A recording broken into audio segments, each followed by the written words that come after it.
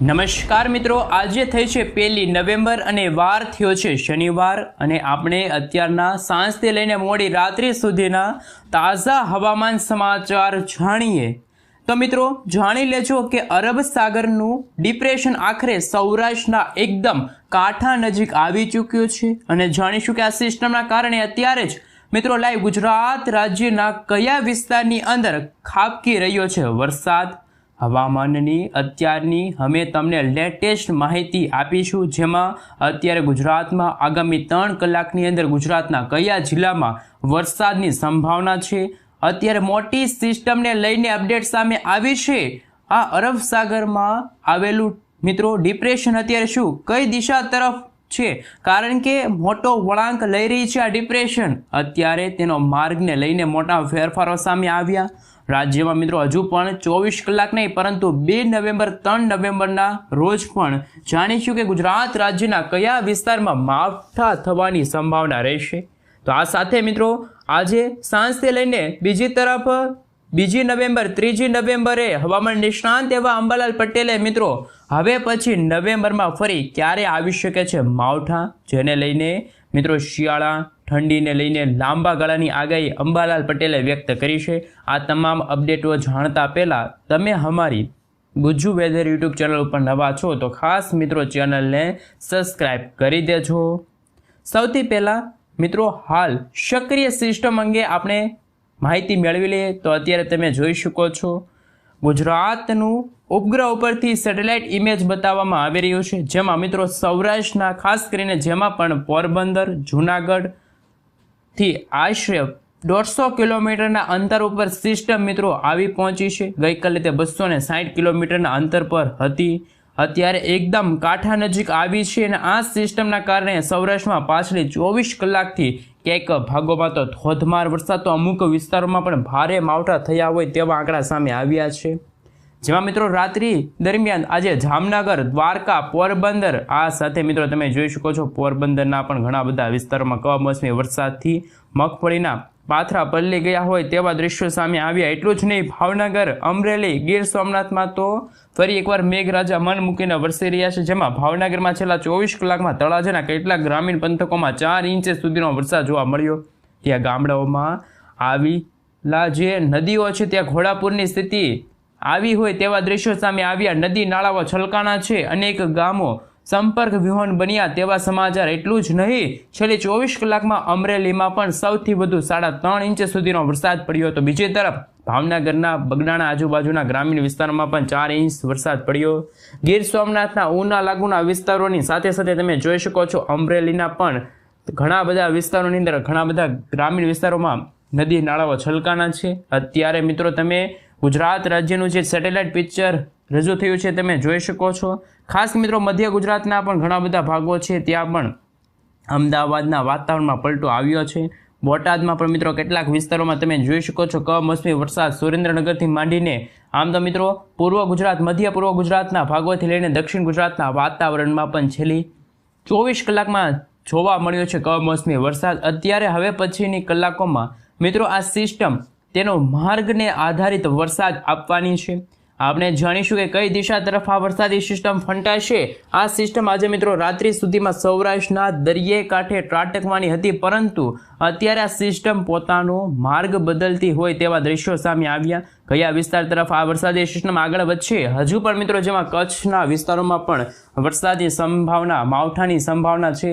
આપણે આ તમામ અપડેટો જાણતા પહેલાં આવી રહેલી લેટેસ્ટ હવામાન વિભાગની આવનારી 3 કલાકની આગાહી જોઈ લઈએ। હાલ મિત્રો તમે જોઈ શકો છો અમદાવાદ હવામાન વિભાગ તરફથી સમગ્ર ગુજરાત રાજ્યનો નકશો જાહેર થયો છે। થોડી વાર પહેલાં જ મિત્રો તમે જોઈ શકો છો ગુજરાતમાં લેટેસ્ટ આગાહીને લઈને મેપ રજૂ કરવામાં આવ્યો છે, જેમાં અત્યારે સૌરાષ્ટ્રના પણ ખાસ કે મધ્ય પૂર્વ ગુજરાતના ભાગોમાં પણ અતિ ભારે વરસાદ પડવાને લઈને હવામાન વિભાગ તરફથી ઓરેન્જ એલર્ટની વોર્નિંગ જાહેર કરી દેવામાં આવી છે। વરસાદની ગતિવિધિ ફરી એકવાર વધી હોય તેવા દ્રશ્યો સામે આવ્યા। આજે વરસાદની તીવ્રતા, વરસાદી સિસ્ટમ નબળી પડવાની સાથે સાથે ઓછી થાય તેમ છતાં પણ છૂટો છવાયો ઘણો બધો વરસાદ અત્યારે ગુજરાતના સૌરાષ્ટ્રના દરિયાઈ કાંઠે જોવા મળી રહ્યો છે। આ સાથે મિત્રો તમે દ્વારકા છે, પોરબંદર છે, એ સાથે જૂનાગઢના પણ વિસ્તારો છે, અમરેલીના પણ ઘણા બધા ભાગોમાં અત્યારે ભારેથી ભારે વરસાદની સંભાવના છે. અમદાવાદ, ખેડા, આ સાથે મિત્રો તમે જોઈ શકો છો. ખાસ કરીને દક્ષિણ ગુજરાતના વાતાવરણમાં અત્યારે વાતાવરણ બિલકુલ ચોખ્ખું હોય તેવા દ્રશ્યો સામે આવી રહ્યા છે. ભરૂચ લાગુના વિસ્તાર હોય, હવામાન વિભાગે આ તમામ જિલ્લાઓની અંદર ખાસ કરીને મિત્રો ઓરેન્જ એલર્ટની વોર્નિંગ જાહેર કરી હોય તેવા દ્રશ્યો સામે આવ્યા. અને મિત્રો બાકીના જે વિસ્તારો છે જેમાં જામનગર છે, રાજકોટ છે, દક્ષિણ ગુજરાતના વિસ્તારો છે, વલસાડ છે, નવસારી છે, ડાંગ છે, સુરત છે, નર્મદા છે, ગોધરા લાગુના વિસ્તારની સાથે અરવલ્લી લાગુના વિસ્તારોમાં પણ મિત્રો આવનારી કલાકોમાં ભારે વરસાદ પડવાને લઈને અત્યારે યલો એલર્ટની વોર્નિંગ હવામાન વિભાગે જાહેર કરી છે. એટલું જ નહીં મિત્રો, ગુજરાતમાં હવામાન વિભાગની આગાહી સાથે ઇન્ડિયન મોન્સૂન ડિપાર્ટમેન્ટ તરફથી પણ ગુજરાત રાજ્યમાં મિત્રો ભારેથી ભારે વરસાદ પડવાને લઈને ચેતવણી દર્શાવવામાં આવી છે.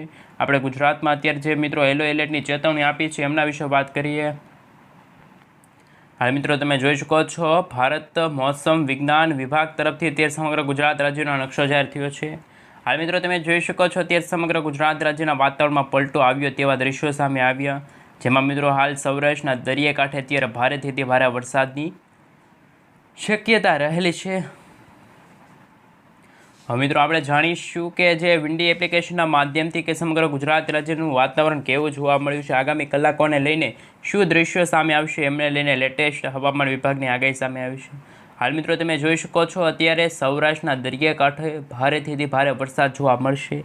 સૌથી પહેલાં મિત્રો અત્યારે ગુજરાત રાજ્યનું કયા જિલ્લાની અંદર કેવું વાતાવરણ છે એને લઈને જે ખાસ જે સેટેલાઇટ પિક્ચર સામે આવ્યું છે એમના વિશે વાત કરીએ. મિત્રો તમે જોઈ શકો છો, અત્યારે સૌરાષ્ટ્રના દરિયાઈ કાંઠાના ભાગોથી લઈને આશરે 150 કિલોમીટર દૂર આ વાવાઝોડું છે અને તે વેલ માર્ક લો પ્રેશરના એરિયામાં કન્વર્ટ વરસાદી સિસ્ટમ થઈ છે. પ્રચંડ વાદળો આવી રહ્યા છે. જૂનાગઢથી લઈને પોરબંદરના દરિયાઈ કાંઠાની અંદર અત્યારે તોફાની પવનોની સાથે મેઘગર્જના શરૂ થઈ છે. આંધી, તુફાન, વંટોળ સાથે અત્યારે મેઘરાજા મન મૂકીને વરસવાના હોય તેવા દ્રશ્યો સામે આવ્યા. વાવાઝોડાએ ફરી એકવાર મિત્રો મોટી છલાંગ મારી હોય. આજે સાંજે રાત્રિના સમયગાળા દરમિયાન વેરાવળના દરિયાથી આ વાવાઝોડું થોડું દૂર હશે તેવા દ્રશ્યો સામે આવશે. હવે મિત્રો જેમ સમયગાળો પસાર થતો જશે તેમ ગુજરાતના વાતાવરણમાં પણ અસ્થિરતા જોવા મળશે. ક્યાંક હળવા તો ક્યાંક ભારે વરસાદ જોવા મળશે. મિત્રો તમે જોઈ શકો છો, અત્યારે જે અમુક સેન્ટરોની અંદર તો વાદળછાયું વાતાવરણ, તો અમુક ભાગોમાં ભારેથી ભારે વરસાદની આગાહી પણ અંબાલાલ પટેલ અને પરેશભાઈ ગોસ્વામી વ્યક્ત કરી છે. માવઠું ગુજરાતમાં પૂરું થયું નથી. હજુ પણ મિત્રો મધ્ય પૂર્વ ગુજરાતના ભાગોમાં અત્યંત ભારે વરસાદ પડવાને લઈને નવી આગાહી સામે આવી, જેમાં ધોળકા છે, આ સાથે મિત્રો તમે જોઈ શકો છો બોટાદ લાગુના વિસ્તારોમાં પણ વરસાદી ઝાપટા સ્વરૂપે હળવો તો અમુક ભાગોમાં ભારે વરસાદ જોવા મળશે. અને આમ તો મિત્રો ગુજરાતમાં હજુ પણ વરસાદની સિસ્ટમને લઈને નવી અપડેટો સામે આવી છે. મિત્રો તમે જોઈ શકો છો, મધ્ય ભારતનો ભાગ છે, મધ્ય ગુજરાતનો ભાગ છે, ત્યાં વાદળછાયું વાતાવરણ જોવા મળી રહ્યું છે. અને આવનારી કલાકોને લઈને જેમાં તમે ફરી એકવાર જોઈ શકો છો, છૂટો છવાયો સૌરાષ્ટ્રના કેટલાક ભાગોમાં વરસાદ જોવા મળી રહ્યો છે. હજુ પણ મિત્રો 2 થી લઈને 3 ઇંચ સુધીના વરસાદ પડશે અને એવા પણ આંકડા સામે આવી શકે છે. આ સાથે મિત્રો તમે જોઈ શકો છો, ખાસ કે સૌરાષ્ટ્રના જે દરિયાઈ કાંઠાના ભાગો છે ત્યાં તમામ વાતાવરણમાં પલટો આવશે. પોરબંદર, જામનગર, આ સાથે રાજકોટ, જૂનાગઢના પણ ઘણા બધા ભાગોમાં વાદળછાયું વાતાવરણ જોવા મળશે. વીજળીના ગાજવીજ સાથે કડાકા ભડાકા સાથે વરસાદની સંભાવના છે. ગીર સોમનાથ જિલ્લામાં પણ મિત્રો ઝાપટા સ્વરૂપે માવઠું સતત ગુજરાતમાં વરસી રહ્યું હોય તેવા દ્રશ્યો સામે આવશે. ભાવનગરમાં પણ મિત્રો તમે જોઈ શકો છો, માવઠા રૂપી અત્યારે કમોસમી વરસાદ જોવા મળશે.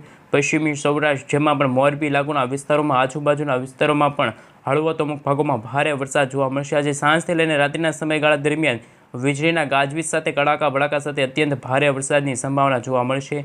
જેમાં હાલ મિત્રો સુરત લાગુના વિસ્તાર છે, સુરતથી લઈને મધ્યપ્રદેશ, ઉત્તર પ્રદેશ લાગુના વિસ્તારમાં પણ પંથકોમાં પણ અત્યંત ભારે વરસાદની સંભાવના રહેશે. એટલું જ નહીં મિત્રો, હવે પછીની કલાકો માટે ખાસ રાજ્યની અંદર એકદમ વાદળછાયું વાતાવરણ જોવા મળશે.